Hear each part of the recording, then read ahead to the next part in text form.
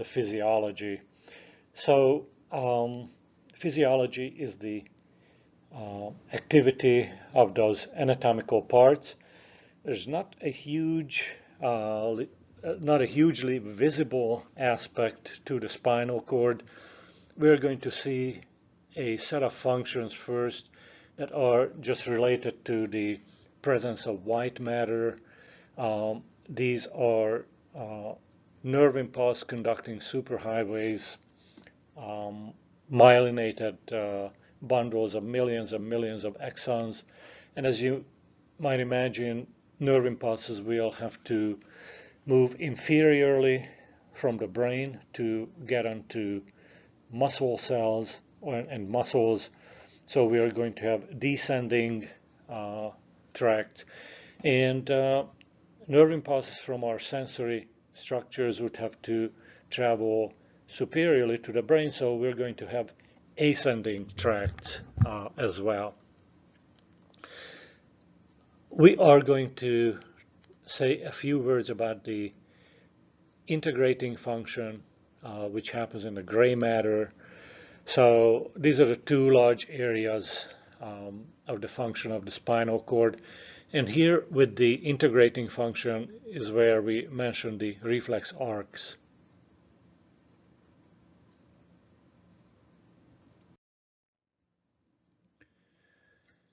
So here are the tracts. So when we say tracts, consider huge bundles of myelinated axons moving or taking nerve impulses either of two directions. Again, sensory tracts approach the brain. That's where sensory information becomes conscious awareness. And so these nerve impulses are moving superiorly, ascending. Motor tracts, nerve impulses starting from our brain, moving onto eventually muscles, will be moving inferiorly from the brain. They are descending. Let's take a look at the tracts and we'll see example of namings. Some of these names may not make perfect sense because we haven't seen all the structures in the central nervous system, but I'm here to help.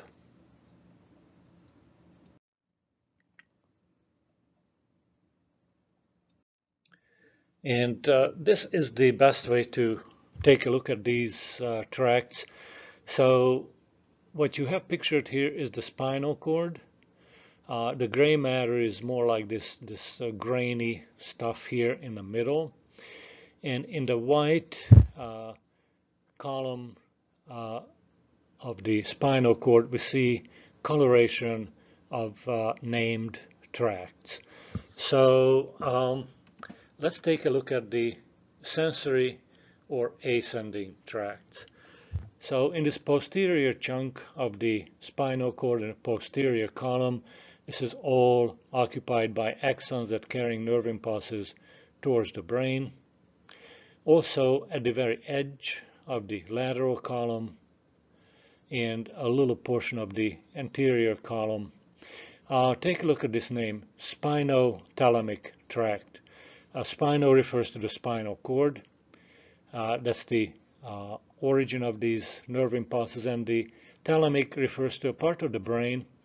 So spinothalamic tract means ascending from a spinal cord, nerve impulses moving towards this part of the brain. Spinocerebellar means from the spinal cord, nerve impulses are moving to the cerebellum portion of the brain. So yet again, ascending sensory nerve impulses are going this way. On the other side, what's highlighted are the motor tracts. So here we are seeing corticospinal tract. Cortico refers to the cortex of the brain. Nerve impulses from the brain going to and through the spinal cord. So this is descending motor tract. And we also have vestibulo or reticulospinal. These are also tracts that are starting, also the rubrospinal, starting at some part of the brain and they are sending nerve impulses towards lower bodily structures right through the spinal cord. So these are also motor tracts. Maybe there's one clinical connection here. If you heard about Lou Gehrig's disease, Lou Gehrig's disease is a disorder of the spinal cord white matter. Lou Gehrig's disease is also called, more scientifically, amyotropic lateral sclerosis. And the lateral sclerosis is in this lateral white column right here. Patients with ALS or Lou Gehrig's disease are suffering not only from lost mobility or weakness of muscles, because nerve impulses are not passed onto the muscles frequently enough, or they suffer from sensory problems from their skin and skeletal muscles, because some of these sensory tracts are also damaged by the amyotropic lateral sclerosis. So amyotropic just means muscle wasting. Lateral refers to the lateral column in the spinal cord. Sclerosis means scarring. Once these neurons, the axons, degenerate and start to disappear, scar tissue, connective tissue takes its place. If you remember way back from the dermis, that is the way our body deals in most body parts with any kind of injury or damage. So scar tissue forms here. Again, the word sclerosis indicates that.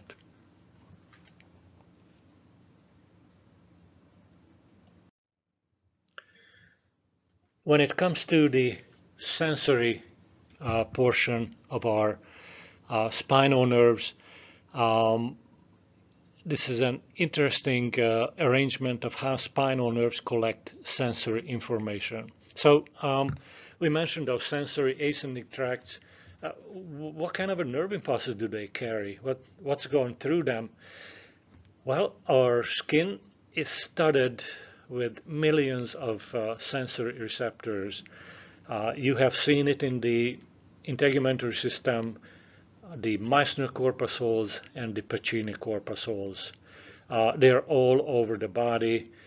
When they create a nerve impulse, it has to go to the brain for that touch or pressure sensation to become conscious awareness, and that nerve impulse needs to find a way to go to the brain. So guess what? Nerve impulse finds its way to the spinal cord and ascends to the brain.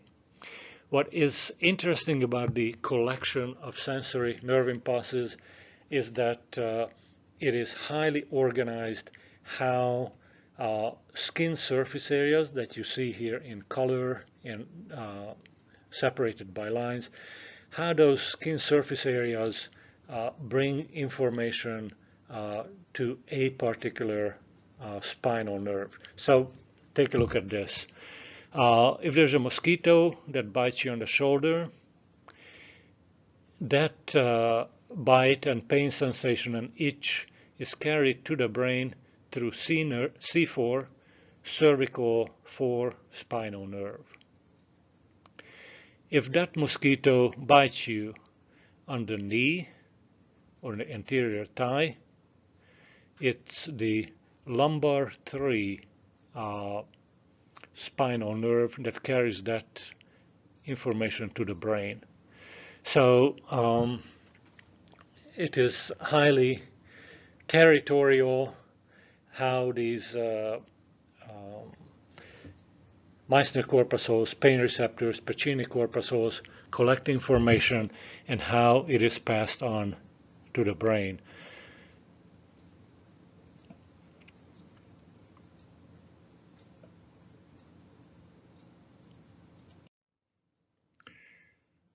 The gray matter is doing something totally different for the spinal cord.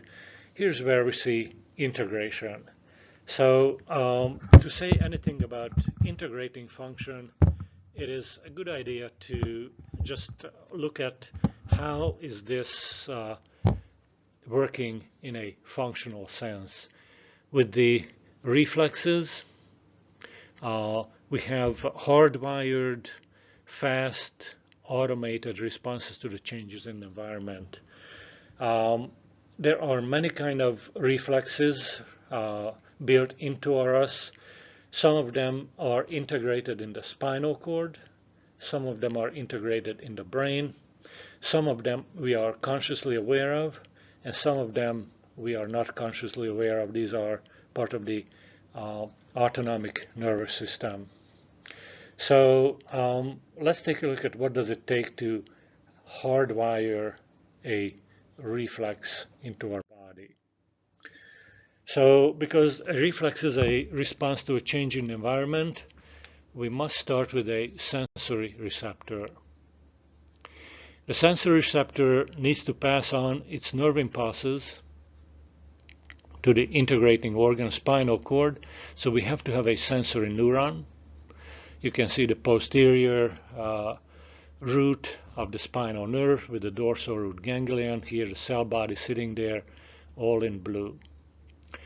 Inside the spinal cord, the integration occurs, and inside the spinal cord is integration is nothing else but a set of switches channeling the incoming nerve impulse to other parts of the spinal cord. The number 4 part of the reflex arc is the pathway how nerve impulses move out of the spinal cord. These are this happening through the motor neuron. And then the last part in a reflex arc is the effector organ. This is skeletal smooth cardiac muscle or glands that will carry out a response deemed appropriate, hardwired into the spinal cord.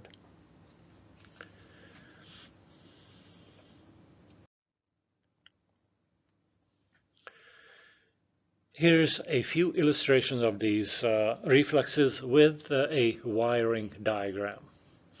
So here is the stretch reflex. The purpose of the stretch reflex is detect a change in environment, which is the threatening overstretching of skeletal muscles in the body. So the sensory receptor therefore has to detect muscle stretch, and this is called the muscle spindle. We do have these oval gadgets in all of our skeletal muscles to detect anytime the muscle would be overstretched. If you remember, the overstretched muscle would be pulling the sarcomeres apart so far that muscle contraction would not be possible. The myosin head groups are removed from the thin filaments far enough that this muscle may turn into a useless organ in our body or injured, needing serious repair. We want to avoid that. So here's a receptor that detecting muscle stretch. If this muscle is stretched, like when we hit the quadriceps tendon with a hammer, the muscle is stretched, or in other physiological conditions when this particular muscle is stretched to dangerous levels, the muscle spindle creates a nerve impulse, and that nerve impulse will travel through the sensory neuron to the spinal cord. So what is the spinal cord going to do in terms of integration? Because that's our major theme here within the reflex. So one integration is to switch the nerve impulse, and you see a plus sign here. This is excitatory postsynaptic potential. So this switch of the nerve impulse is the integration inside the spinal cord. Pretty simple. It doesn't get any more simple than that. And then a nerve impulse is sent out through the motor neuron to this muscle. The muscle will be forced to contract as a part of this reflex. Sometimes the stretch reflex is called a knee-jerk reflex because the leg kicks out, as you can see it on this illustration. And the contraction of this muscle prevents the overstretching. An interesting aspect here is this branch of a nerve impulse. The nerve impulse is switched onto an interneuron, and that is going to cause, look at this negative sign here, that is going to cause inhibitory postsynaptic potential in a different neuron. The axon of that neuron will go to a muscle that will be now inactivated, totally relaxed. So in this particular setting, the muscle is one of the quadriceps muscles that will extend the leg. Muscles that would oppose that movement, oppose the movement that right now is saving the life of this muscle, the hamstring muscles need to be totally inactivated. So the inhibitory postsynaptic potential is totally inhibiting this neuron with the dashed line. And this is the other effect of this stretch reflex. Important words here: monosynaptic. It takes a single synapse to create this reflex arc and start muscle contraction in the overstretched muscle. It's also ipsilateral. Long time ago in the first lab we talked about the rare use of contralateral and ipsilateral. Well, here it is, this rare use. Ipsilateral means that the action of the effector is happening on the same side as the change in the environment. So whichever quadriceps muscle is being overstretched, that very same side of the body will receive the nerve impulse to contract those quadriceps muscles.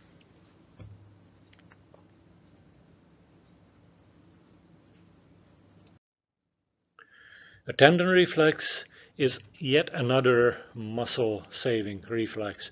Here, the overloading of the muscle is detected by yet another set of weird receptors, the Golgi tendon organs. The tendon organs are built into our tendons, and when a tendon is pulled at incredible forces, these receptors will create a nerve impulse. Sensor neuron enters the spinal cord, and now we are expecting a saving action. Well, the saving action here will be total relaxation of this overloaded muscle. And so the primary action here is the nerve impulse through an interneuron will be switched onto a neuron that will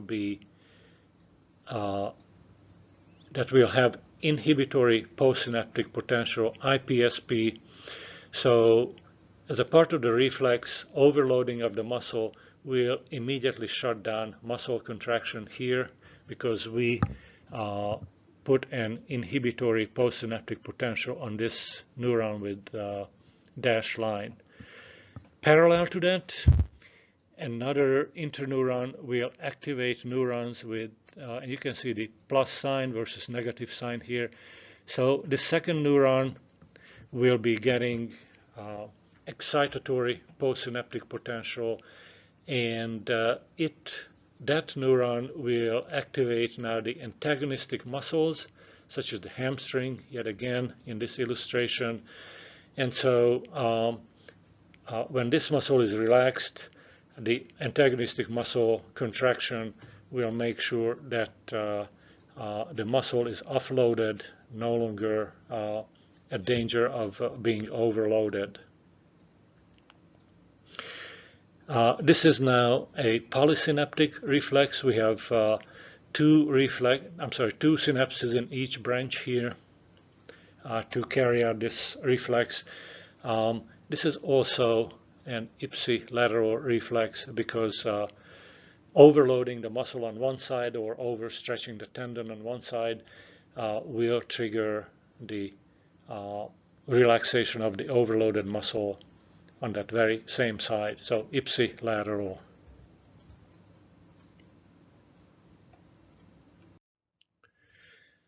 And the last illustration of a reflex, and remember this is all hardwired into our body.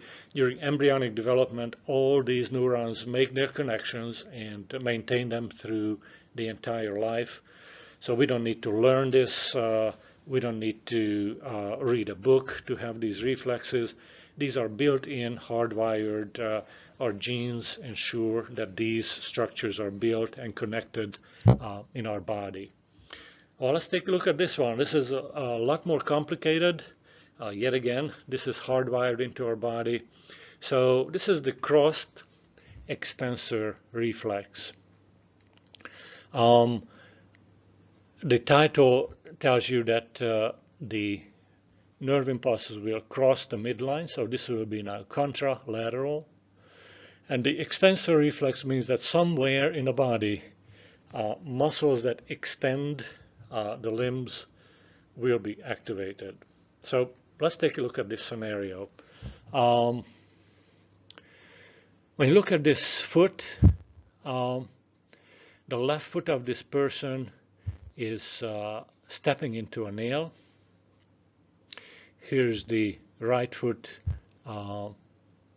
just coming down here. So the injury to this foot will take that pain sensation into the spinal cord, and the first reaction will be to flex the leg and remove the leg from the painful stimulus.